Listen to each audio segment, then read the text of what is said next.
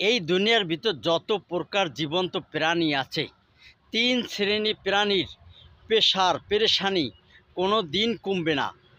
দুনিয়া শুরু থেকে কেয়ামত পর্যন্ত কোনো দিনও তাদের পেশার কমবে না। এক নাম্বার হয়েছে পিঁপড়া। পিঁপড়া যতটুকু তার চেয়ে 100-200 গুণ বড় খাবার ধরে টানাটানি করে। টানতে টানতে তার ঘরে দরজার কাছে নিয়ে যায়, দরজা দিয়ে ঢোকে না। দিন রাত 24 ঘন্টা শুধু টানাটানি করতে থাকে।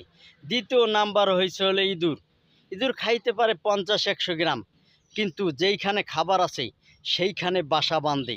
ধান ক্ষেতের ভিতর বাসা বাঁধা দিন রাত 24 ঘন্টা ধান কাইটে নিতেই থাকে। একটা ইঁদুর 1 মণ 2 মণ ধান গর্তর ভিতর নিয়ে বাসা বানাইয়া রাখে। যখনই ক্ষেত মালিক পানি ছাইড়ে দেয়, তখন বাচ্চা ছাও পোলাপান সহ খাদ্য খাবার সহ একচোটে সব ডুবে মরে। 3 নাম্বার হচ্ছে মানুষ।